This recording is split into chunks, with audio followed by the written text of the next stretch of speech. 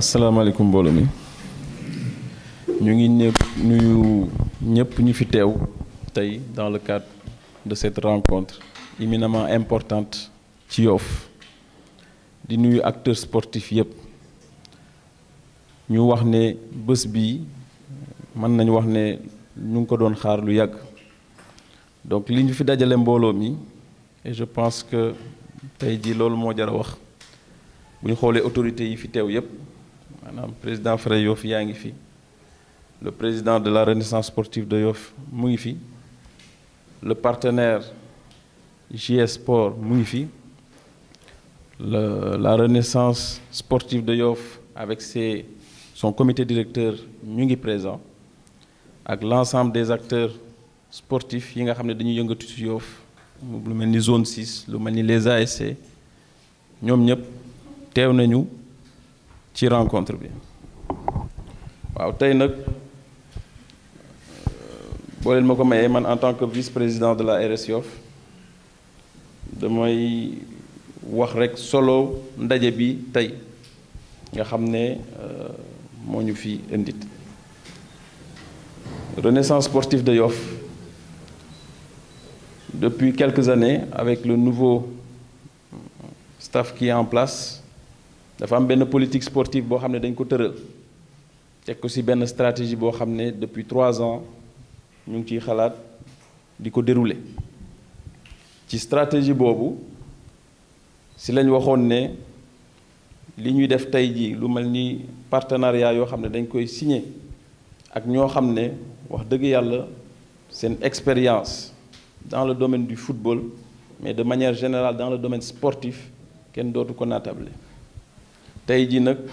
loolu moo indi ci ay waxtaan yoo xam ne defoon nañ ko ay fan ci ginnaaw ñu jëloon benn commission boo xam ne boo doon liggéey ci loolu pour travailler avec le partenaire JS Sport JS Sport nag pour ñi ko xamul wax dëgg yàlla mën nañ wax ne c'est une entreprise internationale parce que kii ko jiite di Jamil Faye kenn dootu ko présenté nekkoon fii ancien président de Guédiawaye FC n'est-ce pas donc moom wax dëgg yàlla à travers Mara ñu ko siy sant di ko ci gërëm moo établir le lien avec le club et depuis am nañ une série de rencontres yoo xam ne def nañ ko parfois en visioconférence parfois au téléphone si lañ tënkee lu bëri loo xam ne tey jii moom lañ def ci benn contrat boo xam ne moom la ñuy xaatim ci kanam léegi lu contrat boobu tënk loolu lañ bëgg a waxtaan tuuti JS Sport mu ngi ci domaine u équipement donc équipementier la dafay jàppale dafay gunge ay club ci wàllu sol maillot ak li ci topp yépp ci wàllu équipement JS Sport également ci domaine u événementiel daf ci yëngatu dafay jàppale aussi club yi dans la mise en place d'événements te ci cadre boobu sax am na loo xam ne aussi ñu ngi ciy liggéey ñu gis ne volet surtout équipement bi ak conseil yi parce que loolu tamit c'est un autre volet le volet conseil bokk na ci li xam ne aussi daf koy def avec les clubs bañ ca waxtaanee nag lii ci gën a génn ci suñu waxtaan mooy mu jàppale ñu en matière de conseil sur le plan organisationnel mais également en matière d'appui sur le plan équipementier loolu lañ tënkagum am na yeneen jéego yoo xam ne bëgg nañ ko def mais loolu partenariat bi moo koy matérialiser plus tard ni muy ñoŋe te xam naa ne moom ci xarañteem ak ci envie jàppale Yoff wax dëgg yàlla am na su yu bëri yoo xam ne lu mel ni appui conseil bi nee na loolu dama leen koy defal gratuitement foo leen ma woo man dinaa ñëw présent jëmmal ko jàppale leen ci seen politique sportive bi ngeen di def te loolu vraiment engagement bu rëy la donc ñu ko ciy remercier déjà de passage beneen bi mooy tey jii mënoo wax football te waxoo koom-koom te ñépp xam nañ ne tey jii ci njaayum équipementier ak yeneen mooy mën a dimbali club pour mu mën a am ay ressources yoo xam ne dina ci mën a liggéey te tey jii ci volet équipementier boobu ñun dañ bëgg a liggéey ak moom bu baax ba nga xam ne suñuy maillot notamment celui de l'équipe première ba ci équipe yu ndaw yi catégorie yu ndaw yi moom dinañu ci mën a jàppale. ak beneen volet bi aussi les supporters yi aussi ñun am nañ envie jaay leen suñuy maillot comme ni ko yeneen club di defee fii au niveau du Sénégal donc tey jii loolu lañ ne woon dinañ ñëw waxtaane ko mbooloo mi pour bañ a guddal mais liñ ci mën a wax rek mooy vraiment Yoff en tout cas à travers son club l'ARS Yoff soxla woon nañ lu mel nii te vraiment ànd seeg JS Sport bi nga xam ne kenn dootul natable son expertise wax dëgg yàlla loolu dañ leen ci sant di leen ci gërëm donc moo tax on n'a pas hésité à inviter vraiment la coutume inviter suñu autorité locale yi nga xam ne ñoo fi nekk pour ñu jëmmal bés bi wane ne c'est une date très importante te incha allah aussi le staff à travers le comité directeur dañ ci xar seen tànk tubéy pour que véritablement partenariat bi doon un partenariat long et fructueux te am nañ ci yaakaar te waxtaan yi nga xam ne waxtaan nañ ko ak Jamil wax dëgg yàlla ñun am na lu bari luñ ci jëlee te gëm nañ ne yeneen buntu dina feeñ incha allah kon président loolu lañ ne woon dinañ ko tënk wax ko mbooloo mi remercier bu baax Mara bi nga xam ne sonn na ci taxawal bés bu mel nii ñun ñi nga xam ne ñoo àndoon ak moom aussi ci liggéey bi am na ñu teew am na ñoo xam ne dañoo am ngànt tey mais wax dëgg yàlla y a eu une série de rencontres yoo xam ne def nañ ko parfois à des heures yoo xam ne c'était très compliqué et pourtant fexe nañ ba mettre en place cette journée donc encore une fois di remercier ñi fi teew ñëpp di remercier ñi nga xam ne ñu ngi ñuy te seetaan à travers véritablement les médias présents ñu ngi sant waa Yoff gi yëpp di leen wax ne daal ñu ngi ci liggéey bi te lii benn pàcc la ci liggéey bi. dañuy jox rek ki nga xam ne ni moo fi représenté les Frères Yoff ndax daje tey bi wax naa la sànq ne la président section football basket moo ngi nii toog te kenn mënul wax Yoff sport wax football bàyyi basket li nga xam ne moom la ñuy signé tey yaakaar naa bu ñu ci jógee dañuy toog waxtaan ñu jéem a xool nan lañ ko yaatale ba section football section yépp yi nga xam ne ni dañ nekk ci Yoff ku ci nekk rek ñu dugal ko ci biir te loolu mooy yéene mag ñi loolu la ñu bëgg tey basket ñu ngi fii am nañu section basket am nañu section natation am nañu section volleyball am nañu même section ñoo xam ne dañuy racket donc loolu lépp muy RS Yoff dafa yaatu loolu daje tay bi ñi nga xam ne nii ñooy supporters yi ñëw nañ ñu leen wax les ambassadeurs ñëw nañ fi teew les écoles de football ñëw nañ fi teew ñu ngi nii représentant te école de football yi aussi foog ñu xalaat leen parce que à travers convention bi ñu signé li ñu ci séentu mooy nan nga ñu mën a accompagner ba football Yoff ñu jële ko fi mu nekk yóbbu ko ci kanam te am nañ yaakaar ci yow xam nañ sa xam-xam xam nañ engagement bi nga am xam nañ yéene bi nga am aussi ci sport Sénégal globalement et particulièrement sport Yoff loolu am na solo waaye suñu autorités yi ñi nga xam ne ñooy suñuy kilifa wax naa la sànq président des njàmbur moo nekk nii dëgg yàlla ànd ak njàmbur yi bàyyi benn mu ngi nële ànd ak ñëpp papa góora tonton mutu fa mu ngi ci gannaaw ñëpp ñu nga xam ne suñuy kilifa lañ te ñun ñi nga xam ne ñoon lañ bindoo mooy comité directeur bi ñoo nekk ci suuf rek mais lépp lu ñuy def dañ koy waxtaane ak mag ñi donc mu mel ni conseil de surveillance boo xam ne ñoom ñoo nekk ci kaw ñun sañu ñoo def dara te yëguluñu leen ko particularité Yoff du faneen maanaam du géejawaay du faneen yow géejawaay nga gën a xam Yoff équipe traditionnelle la boo xam ne nii dëkk bi mag ñi ñoo ko taxawaloon ba tey équipe bi yegg fii moo tax suñu ñoo def dara ci équipe bu Yoff te duñ ko ànd ak mag ñi waa Frères Yoff mu ngi nii président commission sport bu kii muy koo xam ne nii c'est un ancien joueur peut-être yow yuudi bi ngay xam mu football fu ne ci Sénégal donc nekk lu ne mu def ko ci football ñeneen ñi nga xam ne ñoo bokk ci comité directeur bi tous les vice-présidents ñëw nañ teew ak ñi nga xam ne ñoo yor commission sport ak technique suñu entraîneur mu ngi ne leen mbay vraiment au passage ñu di ko féliciter c'est le directeur technique qui mérite des félicitations dinaa si ñëwaat après. On a 4 sélections présélections en équipe nationale, 2 en U17 et 2 U20 loolu suñ ko mënee c'est grâce à lui et je le dis aux efforts et je demande ñu applaudir parce que le football yoofois dafa deewoon ci petite catégorie mais moom quand il est venu moom école de football la yor woo yeneen école de football yépp ñoom ñépp ñu ànd di liggéey di jël foofu noonu di indi ci équipe kii bi ba tey ñu mën a am équipe compétitive daaw l'année dernière bii saison bi ñuy arrêté petite catégorie ñun à Dakar ñoo jël paie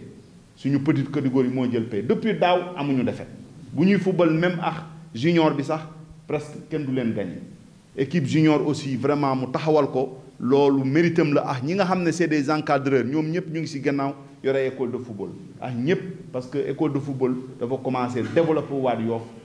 bu am solo après ñoom incha allah dinañ ci ñëwaat bu baax a baax moo tax ci li ñuy def ni nañ leen ci sóoraale parce que ku xam football da ngay xam ne équipement daf ci am solo bon loolu nga sóoraale leen ci bu baax dama doon wax rek pour camper le débat globalement ci mbir mi ñu jox kàddu ki nga xam ne nii moo fi représenté tey waa Fray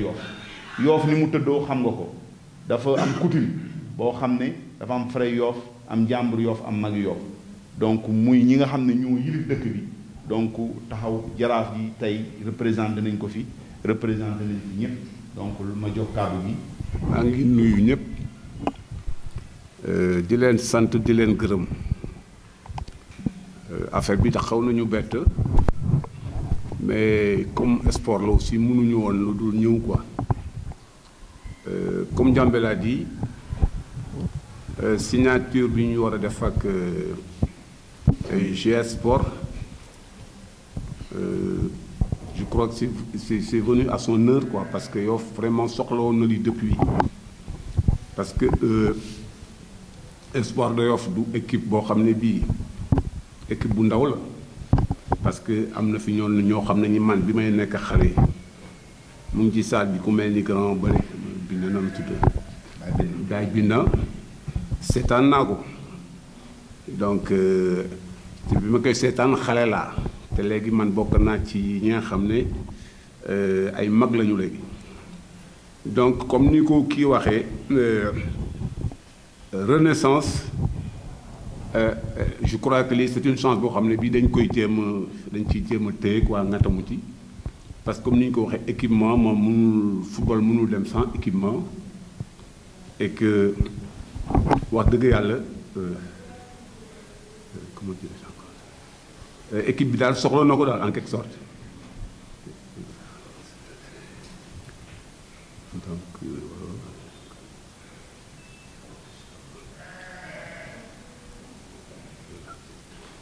donc moi je crois que warumu ci guddee parce que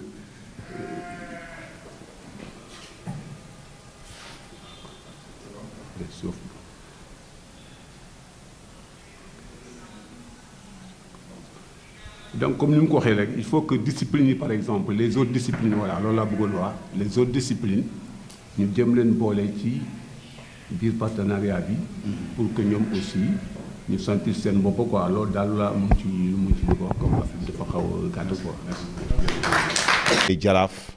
au nom des Njàmbur au nom du saltige ñi nga xam ne nii yépp ñoo nekk ci Yoff wax dëgg yàlla nekk suñu kilifa yor coutume bi ñu bàyyi ko mu wax ci turu ñëpp di leen gërëm bu baax. auzu billaahi mina sheytaani rajiim bismillaahi rahmaani rahiim. asalaamaaleykum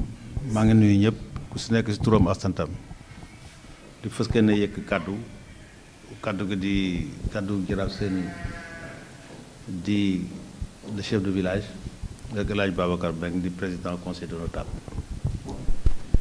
di yëkk kaddu yoo xam ne kaddu mbégte la avant may àgg ci mbégte mi d'abord ñu dalal suñuy gan yi nga xamante ne ñoo fi ñëw xamal leen teg nañ seen tànk ci dëkk bu tedd dëkk boo xam ne dëkku seen alimaamu la l'islam bi moo jiitu ci lépp loo xamante ne moom lañ fi doxal di remercier ñi nga xamante ne aussi ñoo yor équipe bu Yoff di ko doxal mu nekk loo xamante ne lii dañ ciy am mbégte ñun bu ñu ñëwee teew fi parce que man mi yor kàddu nii di wax def naa 28 ans ci biir RS Yoff 28 ans donc man à bas âge laa nekk ci équipe Yoff donc su ma toogee tey ba gis relève bu koy doxal damay am mbégte am confiance parce que dafa newoon ay idée ay projet yoo xamante ne dafa newoon ci sama biir nekk ci man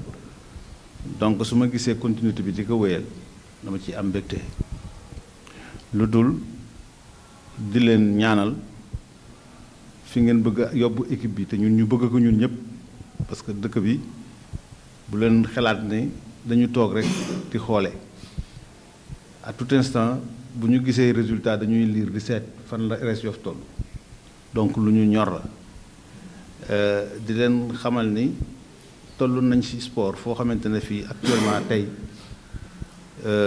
Sénégal dafa war a wane boppam ci lépp te fu ñu toll parce que waruñu mën a wax ne léegi ñun ñooy champion d'Afrique ba pare suñu football di nooy ci suuf parce que ñun tamit dañu war a bañ football local bi dafa war a bañ parce que war nañu mën a fexe ba la ñuy jëli ji sa biti international yi ñuy jëli ji fële mu am ñoo xam ne dañuy génn fii bon parce que loolu dafa war a am parce que développement boobu dafa am solo donc bi ngeen amee xel ba def lii parce que lii ci développement bi la bokk parce que équipe dañ koy extérioriser équipe bi mooy utal koy sponsor utal koy ñeneen ak ñeneen nga xam ne ñeneen ñëpp dinañ leen fekk ci loolu daf ci am solo ci biir li nga xamante ne moom la ngeen yor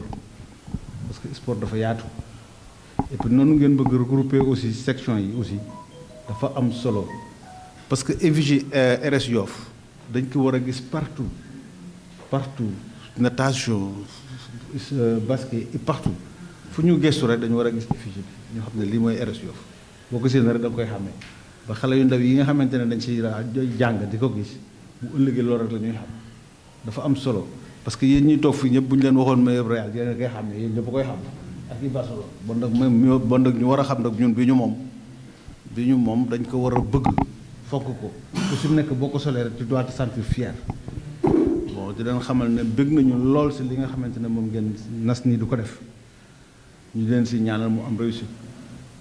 di xamal partenaire bi aussi que ne que yaa ngi diggaale ñu jar a diggaaleel dañuy ñaan nag li ngeen diggaale mu fructueux ba ku nekk gis ci boppam maa ngi leen di remercier bu baax si kàddu yi nga xam ne moom laa fi jot a yëg yi mu nekk kàddu yoo xamante ne yi dafa am boroom moo tax ma tàmbalee ko si seeni boroom pour wax leen ne Yoff gépp mu ngi leen di nuyu di leen sant wa salaam. di commencer di rafetlu déjà initiative bi di remercier président Ndiambé ak ñu mu àndal ñëpp si confiance bi ak si initiative bi ngeen jël di aussi remercier chef coutumier yi fi toog commencer par président Ndiambouri di leen sargal tamit xam naa ne damay wax ne Yoff mi ma yàlla may loo xam ne mën naa dugg sama loxo sama poche daal di uti terrain mooy jënd fii laa njëkk jënd terrain donc dama fiy jaar guddeeg bëccëg dama fiy yeewu tamit donc am na ay xarit yu fi dëkk tamit donc xam naa bu baax Yoff nu muy doxee te ñu ngi leen di encourager tamit yàlla taxawu leen ci liggéey bi ngeen def ci biir communauté bi ànd ak aussi Youssou Khadim Ndaw donc moom mooy naa ne responsable bi coordonné activité J-Sport yi ak ñeneen ñoo xam ne ci ginnaawam la ñuy liggéey te nekkuñu fi tey ànd ak aussi Mamadou Sy mu nekk aussi conseiller ci li ñuy liggéey doon liggéey ak ñun ci Géejawaay aussi nekk tey koo xam ne bon dañuy xalaatal ci lu bari lépp lu ñuy dugg ci da ci bokk ndax peut-être ñeneen ñoo xam ne mënoon nañu ànd ak ñoom sax mais peut-être xawoon gàtt tuuti moo tax di wax rek ne defe naa président wax nga loo xam ne am na solo trop li nga wax ne moom mooy identité bi parce que képp ku xam Yoff ku fi dugg xam nga ne am nga identité defe naa bi ñu doon waxtaan ci waxtaan yi njëkk yi ñu commencé woon weer yële passé mooy li mu doon wax ne football ci Yoff ñun suñu bopp bu ñu doon ñëw di football ci Yoff defe naa balaa ngay egsi dana am lu jóge ci yow parce que xam nga ne am nga fi ñoo xam ne tey balaa ngay egg ci biir stade bi am na nu ñu lay dalalee duñ la sànni xeer duñ la yuuxoo mais danañ la woon kanam nu ndam li nga bëgg moom lañ bëgg je pense que ne loolu su culture boobu eggee si bopp xale yi ngeen di former je pense que ne waxuma ñeneen bi ngeen gagné mais pour ñu gagné leen dana métti donc loolu dafa am importance te fierté boobu aussi dafa am benn identité bu muy àndal ngay wax tey ñun xam nañu Cristiano Ronaldo bu yeewoo bu fekkee bëñam day métti yëg nañ ko bu Messi bu noppam di métti yëg nañ ko mais jour RF Yoff bu ko dara jotee kenn du yëg donc je pense que ne loolu aussi si wàllu communication si image bi lay jaar pour ngeen mën a en tout cas changer ko di rafetlu aussi parce que du man maa ñëw ne dama bëgg ñu xool li ngeen di doxee ñu jàpp leen si yéen a am seen progrès def seen projet am seen programme woo ma ne nan nañuy fexe ba ñu mën a liggéey et je pense que ne président bi si waxtaan yi ñu doon wax bi ñu doon waxtaan yëpp chaque fois su ma waxee mën a gagnant gagnant waaw ñaanuñu saraxewuñu tàlluñu loxo dañu bëgg ku nekk gis sa bopp et je pense que ne loolu mooy li nga xam ne mooy jëmale en tout cas football bi kanam parce que defe naa aussi président wax nga ko sànq tey mënuñu yëkkati suñu football ba nga xam ne fépp fu jant bi di sooyee nit ñaa ngi wax foofu Sénégal ba pare ñi nga xam ne ñooy dundee si football bi di tàllal loxo gu dégg bëccëg parce que amuñu loo xam ne tey bu ñu ko indee seen kër ñu ne si liggéey bi nga nekk di yàlla na si yàlla jàpp defe naa tey ñu si bëri ku si dem si gëree ne yow xanaa mën a uti leneen donc bu fekkee ne RS Yoff mën na génne loo xam ne bu subaa dana fexe si biir gox bi xale yi gis seen bopp muy ñiy liggéey si club bi ñi si football ñi si basket ak ñëpp ñi nga xam ne écosystème boobu je pense que ne loolu mooy jëmee en tout cas projet kanam et man bi ma déglu aussi président ak ñi mu àndal naa loolu moom gën a motiver ma ne ñii de am nañu vision am na fu ñu bëgg a dem damay joxe benn exemple ndaw rek 2011 FIFA dañu muy woon yóbbu ma ne ma naa dem xoolal Mauritanie parce que président dafa am fédération dafa am problème parce que mun naa ne xaalis bu ñuy jot kenn du xam fu muy dugg projet yi demul ba ma ñëwee jàkkaarloo ak président bi déglu ko ma xam ne kii am na vision te tey boo ko xoolee tey liggéey bi mu def mun naa ne fédération bi mu yore mën nga si dugal fédération yu bëri yu nekk ci dugal leen si même fédération te ñooñu ko jëkkoon juddu donc ça veut dire que ne yàlla ki muy fay mooy kuy liggéey donc je pense que ne amul secret lépp li ngeen def rek yàlla leen di gis donc bu awee yoon yaakaar naa ne yàlla dina si jàpp donc am naa si confiance et je pense que ne yaakaar bu dëgër la parce que yéen a ngi koy wane ñu nit suñu côté c'est vrai que ne dañuy accompagner yenn dëkk yi dem ay Jeux olympiques wala yenn fédération yi ak yenn club yi donc suñu gisee koo xam ne aussi dafa nekk ci yoon pour dem ñu nit ñu ànd ak moom dem ku nekk fi nga bëgg egg nga egg fa daf ñu war pour ñu ñëw bokk ci loolu donc pour joxewaat suñu engagement en tout cas di leen remercier ci confiance boobu te di waxit ne comme ni nga ko waxee sànq ne lépp loo xam ne muy xalaat muy pexe muy leneen loo xam ne mën nañ ci jàpp ba seen projet gën a avancé je pense qu'on est prêt et incha allah danañ ci duggandoo ba génn ci nu mu gën a rafete egg fi ngeen xam ne moom ngeen bëgg a jëm jërëjëf di leen remercier ñëpp. bu baax di nuyu waat ñi nga xam ne nii ñoo nekk ci présidium bi di jël nuyoo coutume bi yëpp teg ko ci loxo président Pédar Sarr di jaar ci moom di nuyu borom dëkk bi comme on dit jaraaf Séni Gueye di nuyu El Hadji Babacar Mbengue di nuyu borom dombu tànk yëpp di nuyu njàmbur Yoff yi fi nekk ak waa Fray Yoff président ñu ngi lay nuyu bu baax Séna ak waa Fray Yoff ñi fi nekk di nuyu ñi nga xam ne ñoo fi teew particulièrement di nuyu le président de la Renaissance sportive de basket parce que sa présence dafa am solo di nuyu les membres du comité directeur nuyu particulièrement El Hadj dinaa ñëwaat ci moom moo wax la kii El Hadj mi di nuyu les ambassadeurs boobaa ñu ngi lay nuyu bu baax. Je disais l'autre jour que tu es une icône du sport yoffois bu ñu la gisee équipe nationale mu nekk coupe du monde wala mu nekk coupe d'Afrique yow yaa Karim ngeen di wanewu ñu gis leen on est fier ngeen représenté Yoff gépp dëgg yàlla seen président dafa am solo tey nga jiite les ambassadeurs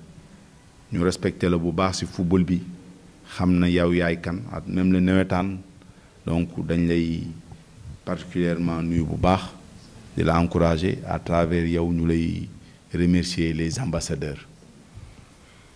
Président, merci beaucoup. Vous avez cru au projet de la Renaissance sportive de Yoff. C'était pas évident. Et je profite de l'occasion pour remercier Mara, qui a joué un rôle fondamental et qui a cru au projet. Chaque jour, nous nous tenir à une réunion. Moi, je suis à Ziguinchor. Je suis le directeur de l'hôpital régional. Je veux sortir l'ol. Donc, je me chaque jour di ñëw di teew. Mais Mara ak président Medoune mi nga xam ne moo jiite marketing seen taxawaay ci mbir mi moo tax ñu yegg fii. Bon ñu ngi leen di remercier bu baax surtout comité directeur bi ci taxawaay boobu. lii ñuy def nag tey dañ ci am yaakaar bu bari. yaakaar bi ñu am ci Jamil weesu na ñu équiper Renaissance sportive de Yoff wala ñu équiper Renaissance bu basket wala ñu équiper vraiment les écoles de football. Nous avons devant nous un expert international te loolu bëriwul Sénégal bu la FIFA di soxla yow di la yabal si ay dëkk yu mag fu mel ni Mauritanie wax nga ko léegi di la yabal si yeneen dëkk yoo xam ne tey xam naa ne boo demee si Qatar yi nga xam ne nii ñooy organiser coupe du monde tey bokk nga si experts yi nga xam ne ñoom lañ yebaloon foofu pour ñu jàppale leen pour coupe du monde bi ñu organiser ko lu kii. Donc président monsieur le maire bu ñu amee tey ku mel noonu mu ñëw fii tey bëgg ñu accompagner bëgg ñu jàppale kooku dañ siy sant yàlla bu baax a baax. Nous avons la chance d'avoir un terrain boo xam ne kenn amu ko ci Sénégal Pikine amu ko Géejawaay ba nga dëkk amu ko keneen amu ko te terrain bi mag ñi ñoo ko defar jox ñu ko ministère jàppale ñu. Au passage ñuy remercier le ministre de la santé et de l'action sociale Abdoulaye Diouf Sarr, le maire sortant, qui a beaucoup œuvré pour que tey terrain bi ñu am terrain bu mel nii. C'est une chance pour nous mais loolu buñ ko organiser wul buñ xamul nan lañ koy doxalee buñ ko liwul ci waxtaane ko ba nga xam ne nii tey terrain bi dinañ ko mën a jëfandikoo na sa war bon du am solo ñu ngi la ciy xaar bu baax. Président wàllu formation nous avons des dirigeants très ambitieux tey sànq jël naa l'exemple de Mbaye je le dis pas pour te jeter des fleurs Mbaye Yoff moo la soxla mais il a besoin de formation d'autres ont besoin de formation et cette formation là xam nañ ne mën nañu ko apporter et on souhaiterait vraiment loolu ñu boole ko ci mbir mi nga jàppale ñu ci bu baax a baax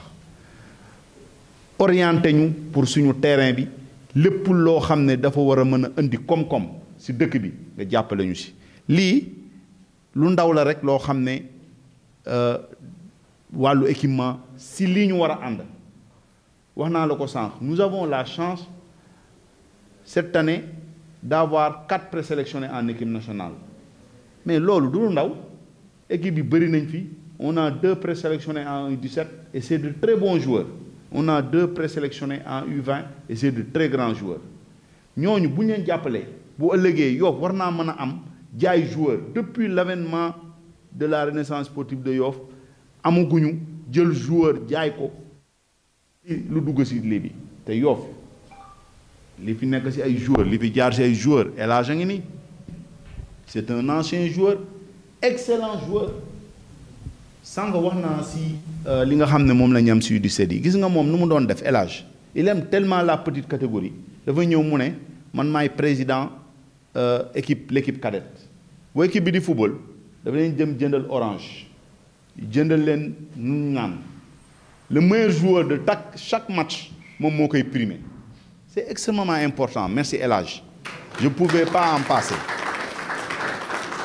mënu moon wax tey ñu am cérémonie officielle bu mel nii nga nekk fi te duñu ko wax sànq bi ma ñëwee dama la féliciter nga ne ma non yéen laay féliciter non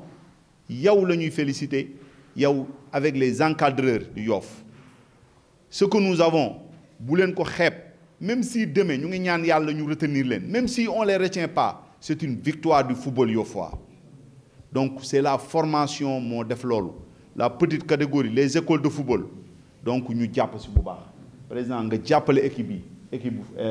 école de football yi soxla nañu ay bal soxla nañu ay yëfa en tout cas lépp lu nga xam ne nii war nañ ko ñun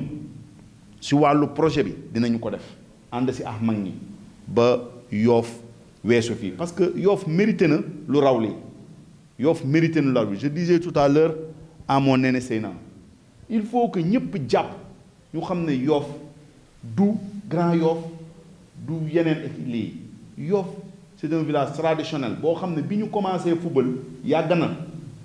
donc bu ñu demee ba léegi ñu nekk national pendant 3 ans 4 ans 5 ans mais c'est pas normal Yoff mérité na lu law loolu te donc vraiment loolu je profite de l'occasion pour lancer un appel à tous les Yoffois d'être derrière l'équipe nous sommes à 4 points du premier cette année et ñu ngi kii match bi passé on a fait un déplacement bu metti à Ziguinchor avec la chaleur ñu perdre ce qui nous a fait perdre un peu mais bu ñu gagné woon rek premier la ñuy jël donc vraiment nous avons la possibilité je dis pas que mooy suñu objectif ñun l'objectif c'est quoi c'est de maintenir l'équipe ñu am de très bons joueurs pour que bés bu terrain bi pare ñu mën a yéegal mais si on a la chance d'avoir cette possibilité là pourquoi duñ ko saisir et je pense que c'est possible donc je lance un appel à tous les Yoffois derrière l'équipe ñu kii bu équipe du football loolu valable pour équipe football bi moo valable pour équipe basket bi moo valable pour natation la natation nous a valu beaucoup de trophées la renaissance sportive de Yoff section basket daaw jéeg yépp football nañ tournoi monté donc ils étaient bien classés pour kii donc football Yoffois daal le sport en général mérité na lu raw li te incha allah am nañu yaakaar ci yow dinañu collaborer ak yow ànd ak mag ñi ànd ak la jeunesse ànd ak maire bi donc lépp lu nga xam ne nii rek war na ci ñu taxaw ci di invité ñëpp ku nekk taxaw ci ngeen baal maa xaw a salaam. Sur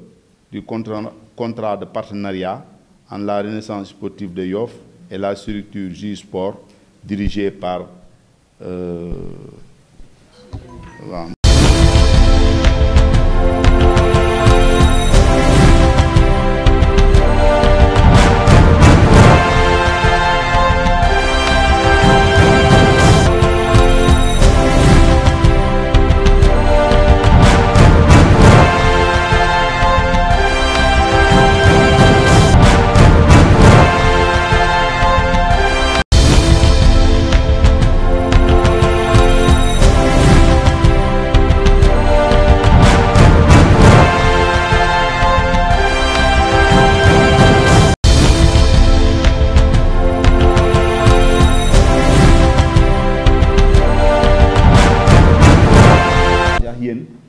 président